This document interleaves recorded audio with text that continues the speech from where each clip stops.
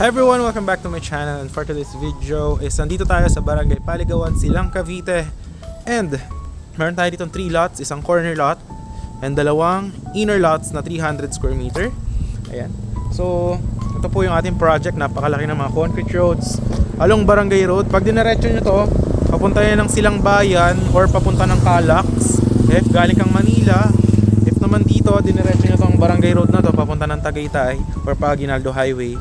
Pag Tagaytay, mga 12 to 15 minutes. Pag Aguinaldo Highway, mga 14 minutes to Aguinaldo Highway. So yun, ito yung ating entrada. Ayan, kung mapapansin nyo, yan, may kuryente, may tubig, may internet, may mga converge dito, tsaka PLDT. Ayan, ito po yung ating guardhouse. So meron doon Alpha Mart, no? Tapos lalakaran natin yung available na 3 lots. Yung inner lot, naka-promo siya for only 7k per square meter. Pag cash nyo siya binili, may 10% discount. If naman installment, 30% yung down payment. Tapos yung 70% remaining is 2 years to pay, 0% interest. Tapos yung corner lot naman is for only 7.5 per square meter. Tapos ganun din yung terms. If full payment, may discount 10% kung magkano yung price. Tapos kung full down payment naman, 30% yung discount, 10% discount sa 30% yung na-denown. Tapos yung 70% remaining is 70%, 2 years to pay, 0% interest. Okay? So, para mas ma-visualize nyo muna, napakahangin ngayon dito. It's 3 PM in the afternoon. Papakita ko sa inyo yung drone shot para mas ma-appreciate nyo po yung property that I will show here in 3, 2, 1. Ito po yung ating drone shot nitong ating project na ito.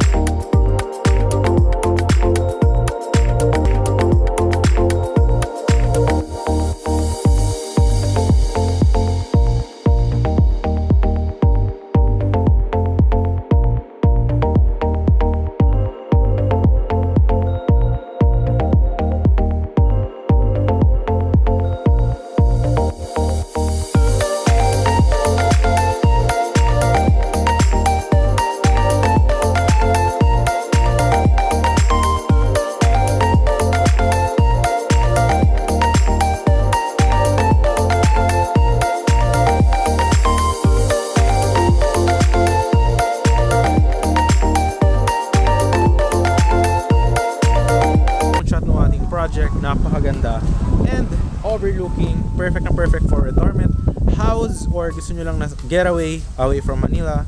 Perfect na perfect ito. And at the same time, ang landmark dito, if isa-search sa Google Map, search nyo lang is Barangay Paligawan Hall. Nandiyan lang yung Barangay Hall sa may tapat. Maglakad ka dyan ng mga 1 minute, nandun na yung Barangay Hall.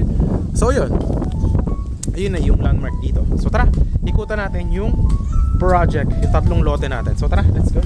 So ito yung ating girlfriend, yan, kasama natin siya. Okay, yan. Ano masasabi, malamig ba dito? Super lamig. So kailangan ng kahag. Kailangan ng kahag kasi sobrang lamig daw. 3 PM. Tara, pakita ko sa iyo dito yung isa. Ito yung isang client natin nagpabakod.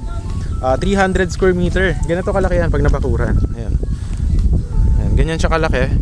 Ayan. No, hanggang dito siya naglagay ng gate na. Ayan. So ganyan kalapad yung 300 square meter. So may isang corner lot doon, tapos dalawang inner lot. Yan, meron na rin tong muhon. Ayan o. Saan na ba yung muhon nito? Alright, nandito yan banda. Nandyan yung muhon ng lote. Nasaan na? Nandyan, ito. Nandyan yung muhon hanggang doon. So yung mga lote natin, may mga muhon na yan para mas ma-visualize nyo. So tara, at dito pala guys, no house restriction.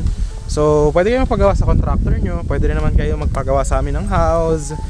So ang standard dito, developer, ano siya, 3.5 million standard finish. Up and down na yun. But kung may contractor kayo, mas makakamura, pwede rin. Kayo na, depende na sa inyo yun.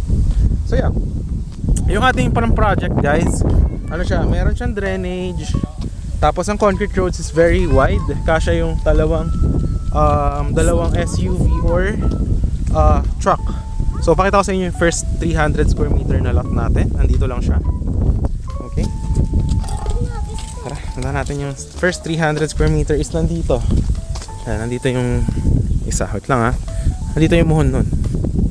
So guys, nandito yung first na 300 square meter. Yan yung guardhouse. May 300 square meter na corner. Andito lang. Nandyan yung muhon guys. Nandyan yung muhon. Tapos ano yan, pag ganyan siya yung shape, pa rectangle. Hanggang dito yung ating 300 square meter na lot. So yan, ngayon is 3 PM but napakahangin dito guys. Pag pumunta kayo dito ng mga 6 PM, yan yung ulap dyan, nagpa-fog sa ano, ayan o, yung dulo niyan walang mga bahayan dyan guys, ayan o. So napakaganda and tahimik if you want a property na for retirement or gusto nyo lang na small house with plantito-plantita, magtatanim-tanim ka, I highly advise this one. So yan, hanggang dito yung 300 square meter. From that point, nandyan yung muhon, nandito yung isa pang muhon.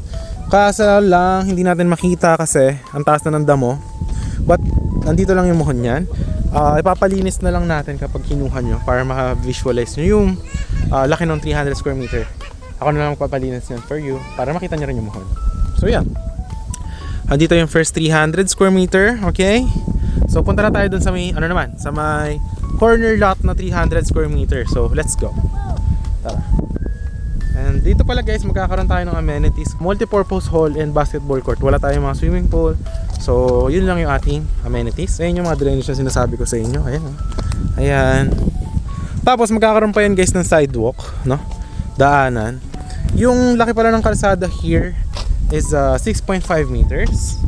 Tapos doon naman kanina sa may guardhouse is 10 meters wide. Okay? So yan. Ito yung sinasabi ko sa inyo. Ito. Ayan. So yun guys, galing tayo diba ng guardhouse. Yung first lot natin is this one. Yung first lot natin is nandun diba yung 300 square meter. Lahat to guys may muhon na. Yung pangalawa nating 300 square meter is this one. Ayan, nandito. Ang ano niya, simula dyan, may muhon dyan up to here. Ayan, nandito siya banda hanggang dito sa... Ayan, nandito banda guys, yung muhon, nandyan. Ayan, nandito yun. So, pag kinuha nyo siya, ang property na to hanggang doon sa dulo. Kung nakita nyo sa drone shot, meron dyang perimeter fence sa likod. Tapos, overlooking view. Kasi ang slope niyan is paganyan siya. Ayan, overlooking view. Tapos, ang kagandahan, wala ka ng bahay sa likod. Kumbaga, end lot siya. Kasi perimeter fence na lang yung nasa likod mo. So, ito yung 300 square meter dito sa overlooking na to. Ang slope nito, hindi siya flat. So, paganyan siya. Pababa doon. So, if you will build a house, I suggest make a basement. Para mas gamit nyo na maayos yung 300 square meter lot in here. So lalagyan nyo ng stairs. Yan. Or mag-rent kayo ng backhoe or pwede rin tambakan. It's up to you. Depende naman sa inyo. So yun. So ito pala guys, para ma-visualize nyo, yung mga saging doon sa likod, may bakod dyan na perimeter fence ha. Ayan. So napakalaki nung tong lot na ito. And then yung ating last na lot is this one. Yung last nating available is a corner lot. Ito siya. Ayan. So, dito yung frontage mo sa kalsada. Tapos dito hanggang doon is nakalagay ka pa rin sa kalsada. So, lahat yan is sa frontage mo. Ito yung 300 square meter na corner. So, yan, napakaganda ng view. Flat land. Ito kasi 'di ba pababa. Yung kanina naman doon 'di ba flat land din. Yung una natin na pinakita sa inyo. Ito na yung corner lot. Ang kagandahan dito guys, if you will build a house, hindi mo na kailangan magtambak. Overlooking yung view. Tapos ayan, malaki yung frontage guys. Andito yung muhon niyan eh. Ayan. Tapos tingnan mo, ang laki ng kalsada. So kung babakuran mo siya, tapos lagyan mo na ng small house, gawin mong garden for plantito-plantita, is napakaganda. So ayan guys, kung makikita nyo, ito po yung simula ng frontage. Andyan po yung muhon. So, pa-rectangle siya. Hanggang doon sa kabilang side, corner lot. Ang kagandahan dito, ang price nito is for only 7.5 per square meter. Tapos kung full payment nyo siya, is 10% discount kung magkano yung TCP. Kung naman installment, 30% yung down, may 10% discount sa 30%. Tapos yung 70% remaining is 2 years to pay 0% interest. So yan. Andito siya. Ayan, napakahangin, no? Hanggang dito yung 300 square meter natin. 'Di ba? Doon yung muhon. Diyan, hanggang dito siya. Ito, at lang. Okay.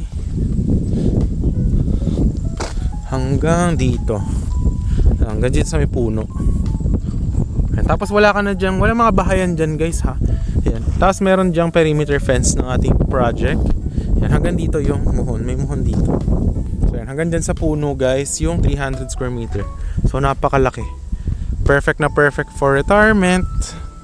Ayan siya, no?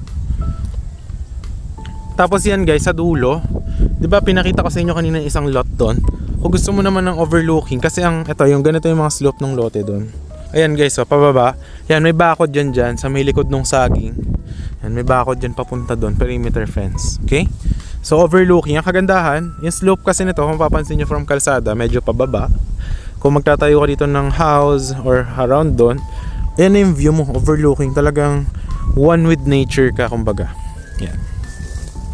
So, yan. Marami tayo dito mga client, no? So yan, kung investment hanap mo, I will highly advise this one. Ito yung perimeter fence. Ganyan kataas yung bakod natin. Ayan, no? Kung mapapansin nyo. Ayan siya. Alright. Ito, client din natin yan. Yung isa dyan sa dulo dyan, no? Ayan, ganyan yung pa-slope ng baba, guys. Ayan. So yan. Ayan yung ating property tour for today. Ayan siya, guys. Ayan, no? Napaka peaceful, no? So yun guys, if you are interested, message nyo lang ako sa Viber, WhatsApp. Last 3 lots, I highly suggest kunin nyo yung corner lot. Pakaganda. At saka yung isa sa malapit sa guardhouse. Ayan. So yun, if you're interested, I hope to see you soon. And kung nasa ibang bansa naman kayo, message nyo lang ako para ma-assist natin kayo, no, with these projects na cold weather and tahimik, peaceful, and any house design. So yun guys, thanks for watching and I hope to see you soon and see you in the next vlogs. Bye bye.